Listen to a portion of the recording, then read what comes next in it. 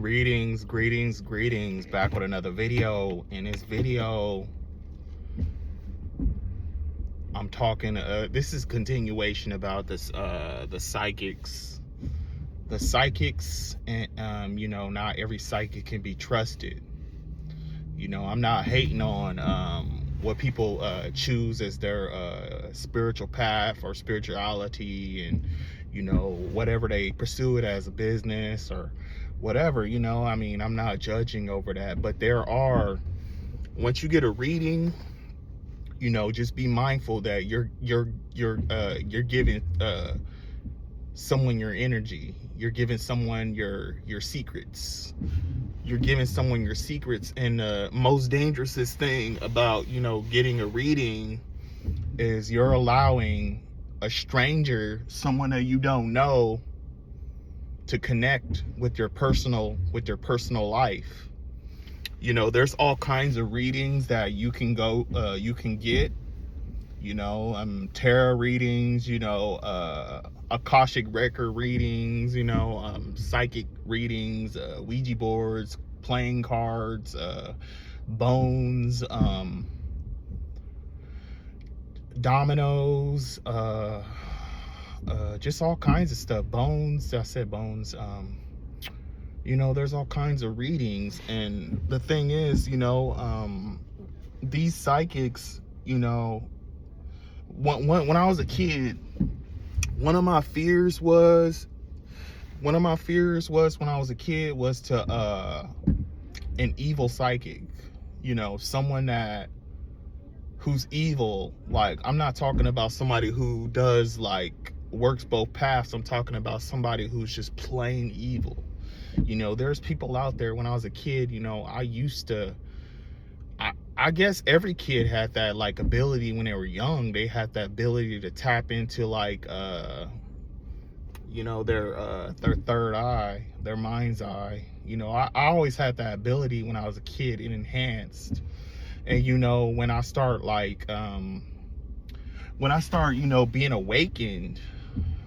being awakened, during these times of my spiritual growth, everybody's awakening is different.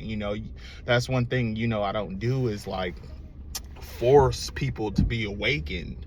It's good to help people, but at the same time, the benefits of being awakened, these people who promote it, you gotta really take your time to know this stuff, to understand it, because once that mind's eye is awakened, that mind's eye cannot be closed again. Because a lot of us, we awaken our mind's eye from a lot of things, from eating healthier, meditating, just cleansing the pineal gland. But one thing for sure, I used to have this friend. She was a psychic. Well, I thought she was friend. We were just acquaintances. You meet people upon these journeys. And I met this one girl I think 15 years ago. 15 years ago I met her. And she was a heavy attuned psychic. But one thing she hated that it couldn't be turned off. And I didn't understand what that meant until I opened my third eye. I didn't understand what it meant by it until I opened my third eye. And just her saying that, I was curious, what does she mean by she can't turn it off? Because when I used to meditate heavily, and I used to, during my meditation and my dreams and my astral projections, she was completely right. Things happen during the hours of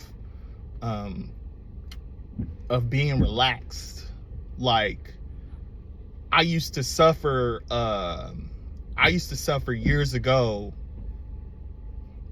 when I start first dabbing into my spiritual journey. I used to have, even before then, when when I was in high school, you know, I used to always have sleep paralysis. I used to always have this sleep paralysis, and I always used to be like, you know, when I woke up, you know, I could see around me, but I couldn't move my body. And, you know, like, that doesn't happen to me anymore. I never understood like the whole sleep paralysis thing. And that was one of my fears too, was like, once I had it, like if I was like over someone's house hanging out for the night, you know, I just prayed. I said, please don't. It always happened like once in a while, once in a blue moon. And I was like, please don't have sleep paralysis over there. Do not embarrass me, please. I never knew what that was. I never knew what sleep paralysis was, but you know, but yeah, I mean, I always had this fear of like a psychic being evil and stuff like that. Just someone who knows like your personal information. And my dreams have came true. My dreams have came true. I met this person, and he was a psych. I don't know what type of readings he was doing, but I'm pretty sure what he was doing. He was well, back to the question. I'm not sure what he was doing, but I kind of understood what he was doing. If you follow what I mean. Like, he was I think what he was doing was he was connecting with his ancestors, and his ancestors was telling him secret information about, you know, somebody during these readings, and well, people during these readings. And I think what was happening was, when he was doing this, he was using that to take for his advantage. But at the same time, when you have, this is my theory, I'm not 100% sure about this, but I have heard this, but when you got access to like people's personal information, you know, your ancestors is watching. And, you know, when you agree upon something, you know,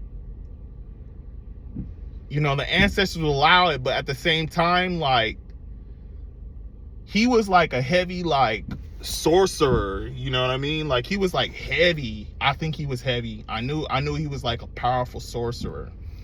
And I knew from the down, my gut feeling, I knew that this person was not a good person. Energy never lies, and I always trust my intuition. You know, understand, like, people, you know, they go through things in life. You know, they have grudges, and, you know, they had a bad childhood, but at the same time, you can read when MFs, you know what I mean, just plain straight evil, you know what I'm saying? And I believe that what he was doing was like, he did something where like he could like block my ancestors from connecting with me in my dreams.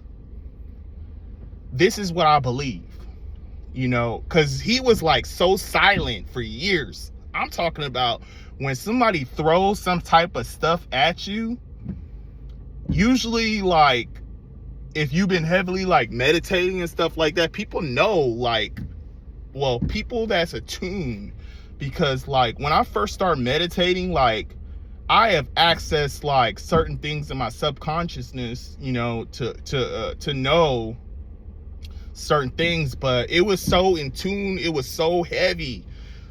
And, you know, the things that I had when I first started meditating, it was so wild, and it was too much information to process. It's kind of like, you know, a computer, when a computer, you know how when Neo was in the Matrix, a computer will process so much information until it like overheats, or it overboots or something like that, you know what I mean? But I honestly think that this guy, he had like some type of like access with like a pentagram or something like that. This guy was doing something where he could like astral project. He can like astral project, and he can like come.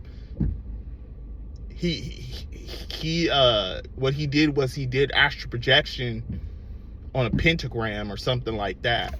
But I believe that this person was connected in the astral realm with certain entities or whatever whatever entities or whatever his ancestors was working with. But this was like some heavy, like serious heavy, like black magic. And I have nothing against anybody who uses it. I have nothing against that. You know what I'm saying? Like, this is not me claiming to be a born again Christian or nothing like that, because I accept all beliefs as long as it's gonna help me better my my life and my my family's life and my friends' life, people around me. But when I feel personally, when some MF is doing something to try to cause harm or something against me and the people I know, you know what I'm saying? Like, I gotta react,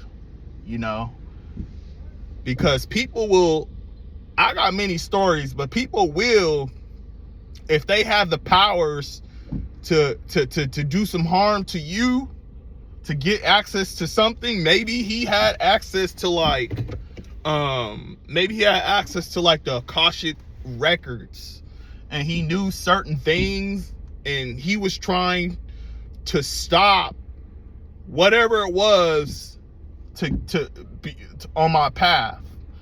Some people, they want a destiny swap with you. They don't want you to make it. They don't want you to succeed. That's why some people are like always like in bad relationships, or they don't are they're always broke all the time, or they're always having problems. You know how when you're around somebody and you just constantly keep making mistakes and you don't know why you're making the mistakes around this, but when this person come around, but when they're gone, the mistakes go away and you start doing better again. But yeah, I mean, this is just a rant, because like I'm just talking because we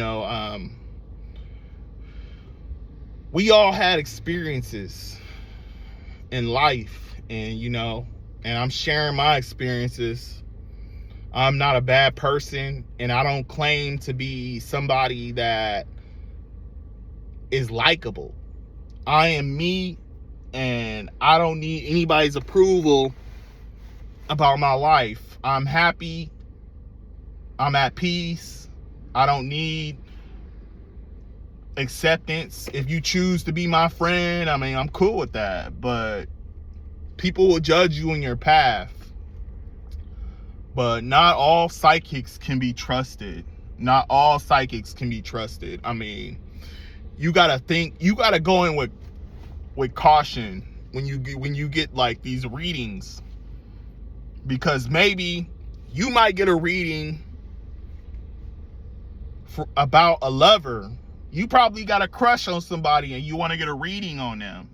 You want to know, like, is the connection good? Is this person a good, genuine person? You know what I'm saying? Like, is it gonna connect? People get readings over that, and you don't know if that psychic reader, if you showed a picture, or the person is attracted to this person or something like that. These readers, they be falling in love too. You know what I'm saying? But you never know. That reader could be like a shady ass person. That person might sit there and try to steal your lover. When you give access to people that you don't know, don't go in with 100% trust. Always be grounded, always be protected, because you never know what type of person this person is. You're just getting a reading from this person, and you think this person is gonna be telling you the truth and being honest. Sometimes these readers, they won't tell you the truth. Sometimes they will sit there and know the truth and give you the opposite. And that could have been the love of your life. That could have been, that could have been the opportunity of your lifetime, the job of your lifetime, you know. That could have been the blessing that God gave you. That could have been a blessing in disguise, you know. They say slow and steady wins the race. But I'm just saying, like, not all these psychics can be trusted. I'm not saying that don't get a reading. I'm just saying go in with caution. And, you know, because there's a lot of readings now, especially with the internet. There's a lot of readers. And, you know, this is my part 2 about not all psychics can be trusted, because, you know, I don't judge, but I'm always in with caution. Like, especially with gurus or priests, or, you know, just you know, babalaos or whatever. I mean, just even healers too. You know, you don't know what you don't know what kind of energy that person's gonna give you. You know what I'm saying? Like, you don't know what that person's about. I'm just telling you this because you might get into spirituality and stuff like that. There's people who's looking for healings or direction or change, or maybe their belief system don't work anymore and they want to find something else, or maybe they need guidance. You know, the people need healing down in this world. And I'm just saying, like, not all psychics can be trusted, just like not all spiritualists can be trusted. There's a lot of frauds on the internet. You know what I'm saying? There's a lot of frauds where you go, you know, a lot of what I could say, con artists. A lot of these psychics cannot be trusted. These spiritualists too, because a lot of these spiritualists, they be stealing money. They be stealing money as well. They be stealing money. They be overpricing. They be lying. You know, you just gotta really do your own research. My best opinion about this, when I got into this spirituality, is to do your own research, because not all spiritualists is on the same mission as you. And I'm just being honest with that. And I'm signing out.